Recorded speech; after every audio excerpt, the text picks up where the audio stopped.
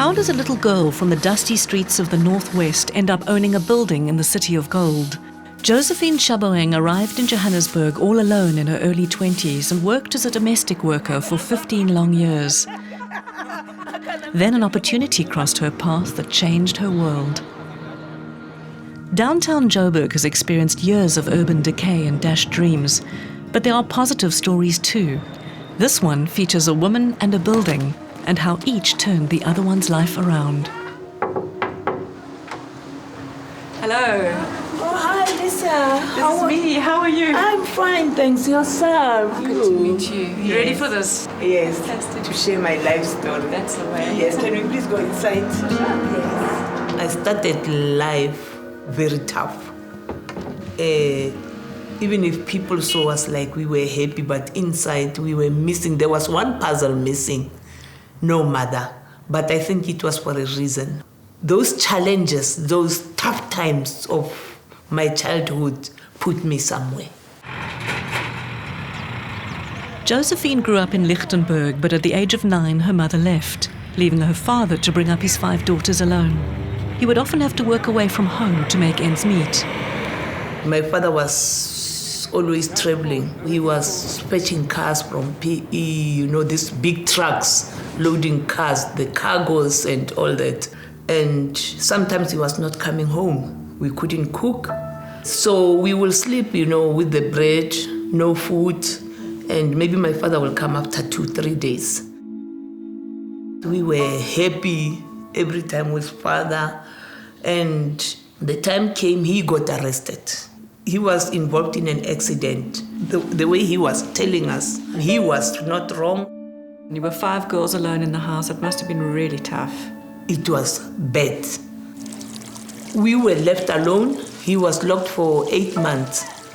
And then in that 8 months, they confiscated our furniture because we were owing the rent. They took the beds. We were sleeping on the floor. With no food, with nothing. No coal, no nothing for 6-7 months. With their father gone, the responsibility fell upon Josephine's older sister Poppy to look after the girls, the littlest of whom was still in nappies. Being small as I was and becoming a mother, raising my sisters, and I didn't know anything about children. I have to bath them, give them food, bread and tea. It was very tough. The community was not as supportive as one would have thought, and when Josephine's father finally returned home, the truth of his daughter's daily struggle hit him hard. I was in the classroom. I was, keep on checking, and I saw the windows were opened and the front door.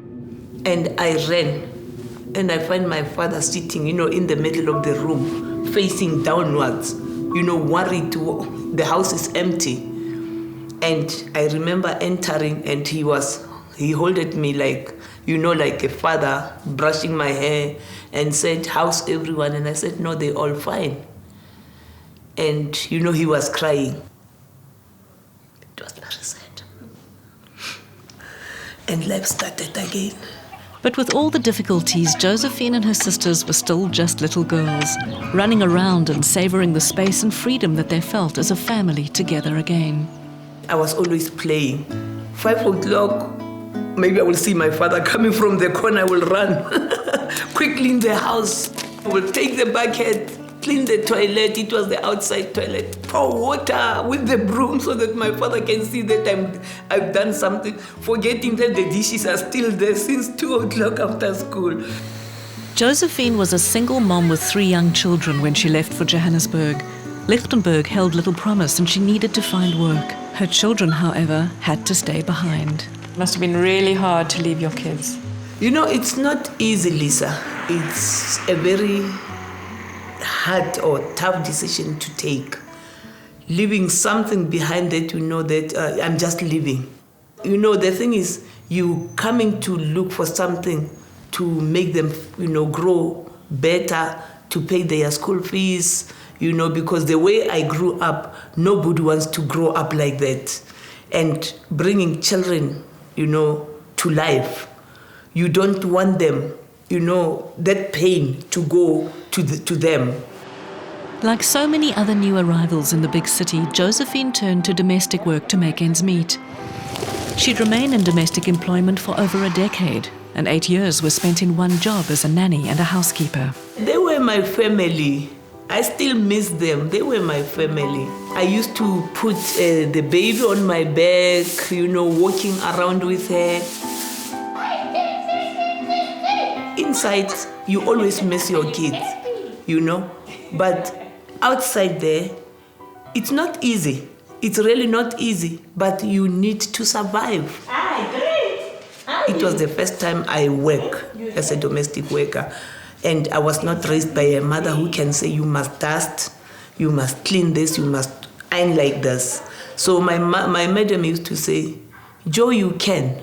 You must never tell me that you can't. It took me to the next level. And every time I will say that, oh, she said I can. How did you feel about your life at that point? I used to say, but I really don't belong here. This is not my place. But I didn't know what to do out there.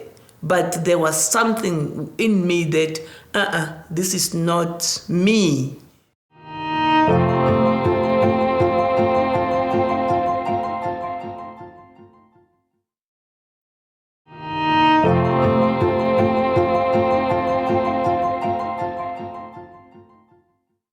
Josephine Tshaboeng had worked as a domestic worker for many years, but always felt that there was something more that she wanted to do with her life. She quit her job with no clear plans. Then one day she was taken by a friend, Mrs. Johnson, to a building in downtown Johannesburg. We walked to Saratoga, to this building, and I didn't ask questions. We were just walking. And she said to me, do you see this building? I said, yes. She said, can you manage it? I said, Mother Johnson, I've never managed the building. And something clicked in my mind, and I remembered my madam said, you can. The building was a vacant former old-aged home belonging to the local Vroue Federasie. Josephine accepted an offer to find tenants for the building and manage the block. It was a golden opportunity for her to spread her wings and make a success of things. Her life was starting to change. I grabbed my book. I had a big flash book, started writing rooms to let, the address, telephone number. I didn't have the cell phone. There was a public phone, so I was not sitting far from the public phone. The phone started ringing, people looking for accommodation. The rooms were very cheap. It was like 650 because I just wanted to fill the place with tenants. So Mrs. Johnson asked you to fill the building, which you did, and then the Vroue Federasie saw your talents. Yes. What happened next? I went back and worked as a caretaker, full-time caretaker now. Now I was on my own. And now the people started defaulting. They were not paying the rentals. From the mid-1990s, downtown Johannesburg began experiencing a steady decline. People were streaming into the city despite a lack of jobs. Crime was on the increase and urban decay was setting in. And in the midst of it all was Josephine, trying to do an honest day's work. 15, they will pay half rentals. The others, they were staying there for about 3 months. And when I asked them to pay, they will tell me, you can't tell us, this is the government building.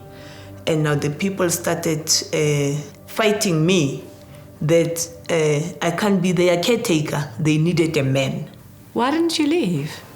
I couldn't. I loved the place. I fell in love with the place. From day one, I was signing the papers. Eventually, the Vroue Federasie wanted out and decided to sell the building. They boldly suggested to Josephine that she buy it, but none of the banks would give her a loan. Then she discovered Tough, a company focusing on urban renewal in red-lined areas. Basically, our role is to finance property entrepreneurs in the inner city. We looked at the business. Remember, we are funding the business, not the individual. We liked the character, we believed in the character, and thank God this was a business decision because she could put her head on the block. She had some kind of money that she had saved that she put into the business. Josephine's plan was to create an all-girls student hostel. She'd subcontract to Johannesburg University, providing much-needed accommodation. I've been working in Doornfontein, Hillbrow. I saw that the students needed the accommodation. So now there's the time now I think, no, let me just do girls. You came to the city alone and the students come to the city alone. Yeah, coming to Johannesburg, it's a big city, very fast life. So you get confused. This thing now came to me that they are going through the same what I went through. So let me just rescue them. I think everything is all about the risk. I was taking a risk. Life, for you to survive, you must take a risk. So you took a leap of faith? I took a leap of faith. I took a leap of faith. So there was an organization next to you supporting you. How did it feel? After speaking to Presage, I was already excited. I didn't know who to talk to. I even called my sister and said, look, I'm getting the building and, tough promise to pay, and now they're dealing with the owners. There was very little resistance in our opinion. Little did we know that as soon as people realized that Josephine was going to take over as the owner, they were going to resist, which dragged for over 2 years.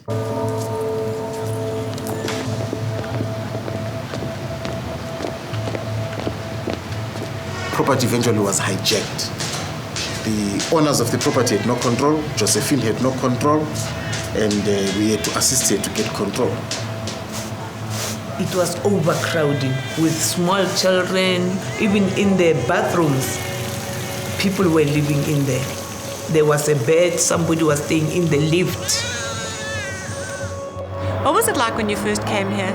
When I first came and saw this place, and she told us that she was working here, I was like, woo, okay. It was basically a squatter camp.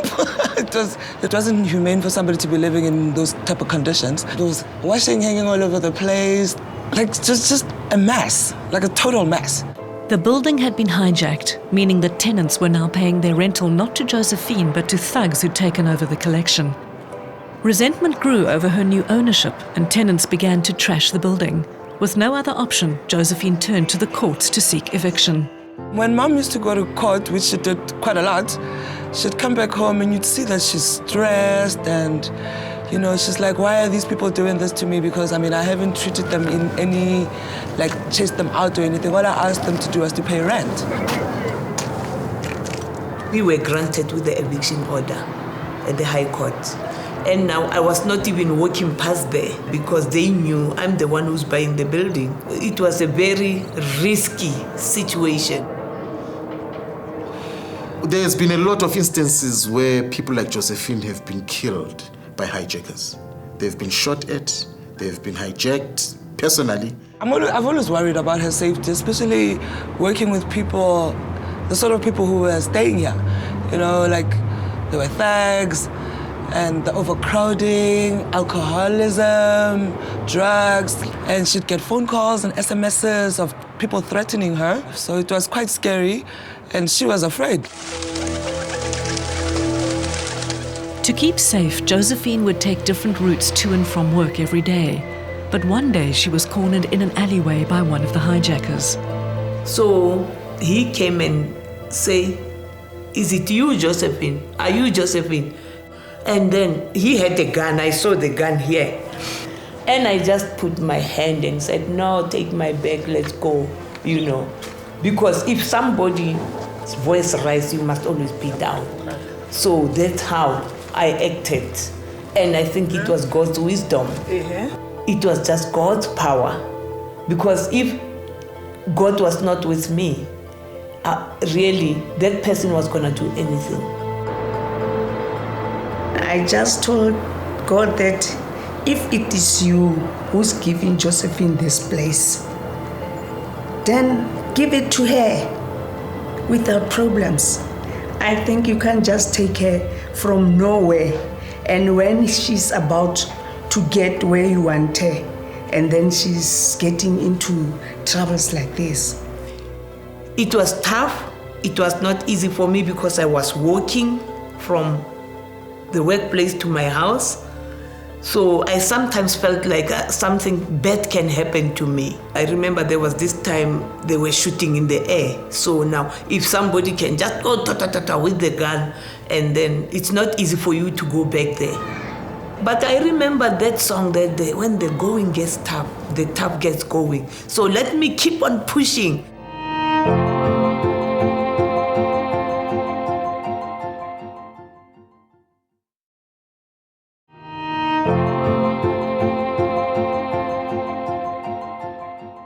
Josephine Tshaboeng had taken a huge leap of faith buying a building in downtown Johannesburg that had been hijacked. Her tenants simply refused to pay their rent, supporting interlopers who threatened her life and disregarded her legal ownership. It took 2 years to get a final eviction order.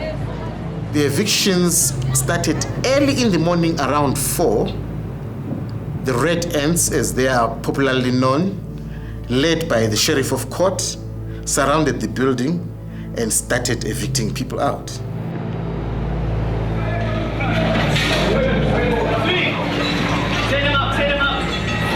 It was November 28, 2008.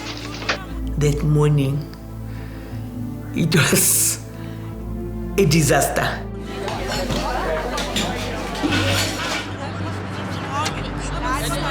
People started fighting with the Red Ants.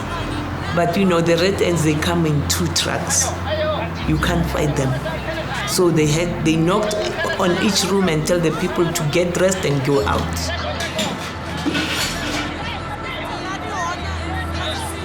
Knowing Josephine as a parent and as a mother, I certainly know that she was not in a celebratory mood, because she felt the pain of seeing the children, the women being thrown out of premises that they had viewed and held as their own for a long while.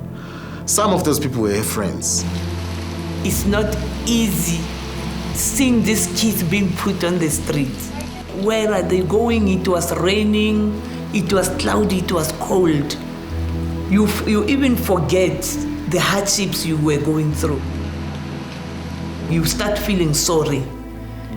I didn't want to see anything. I just, stayed away from the building. I know that she don't like that. And it was not easy for her. But it was tough because these people, they were against her. They didn't know what she wants to do. She was trying to show them that she's trying to give them a better life, but they didn't see it that way. You took a leap of faith, and it was hard for you. It was a challenge that I was supposed to face. Sometimes you come across something that you don't even like to do, putting people on the street. So it's not an easy time. It's a very, very tough time for people. So what was it like to go back to the building after the evictions, to walk into that empty space? I just walked around, went up to the 3rd floor, and it was cold, dark, dirty, bit scary because I was alone. But the time I was looking around, I just saw a paradise, the baby that I love. Within days, the evicted rent defaulters had found accommodation nearby, and Josephine, with a prime plus 2% loan from TUF, now focused on her project. She sealed a deal with Johannesburg University and embarked on a renovation. Harmony Girls Student Residence, the first of its kind in downtown Joburg, started to take shape. We were excited that, at last, this one phase of this whole struggle has actually been, we're going past it now. Now the next phase is the cleanup, which was, whoa. What was not replaced had to be washed off, like, over and over and over and over again. So, yeah, it was bad. And this place, it used to be the chapel. For the old, chapel? Yes, for the old people. Yeah. And it was an big open hall. So I had, to divide it and build all these rooms. And we managed to get like 8 rooms out of that empty hall. Talk to us about the renovation. This whole building had to be redone from the roof to all the bedrooms and the passages, the bathrooms, the toilets, the water system. Everything had to be brand new. But because this place is a heritage site, some of the construction of the building couldn't be touched. We couldn't do anything about it. But everything else has been redone, revamped, fresh, brand new, everything. Yeah, this is one single room. Hi. So Josephine is strict on you guys, eh? Yeah. Eh? Tell Lisa that I don't want boys to come and disturb you girls. Oh, Harmony is a very pleasant place now. I've got peaceful students, you know, very happy students. The place is very peaceful. For me as a person,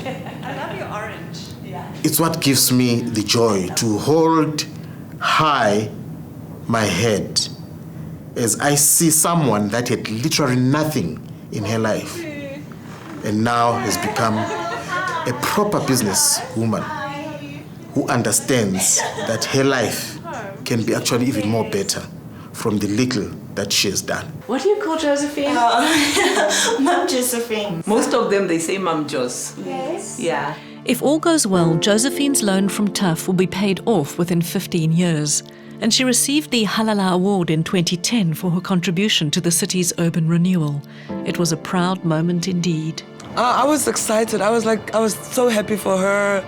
I was beaming. I think I even shed a tear. I was very happy.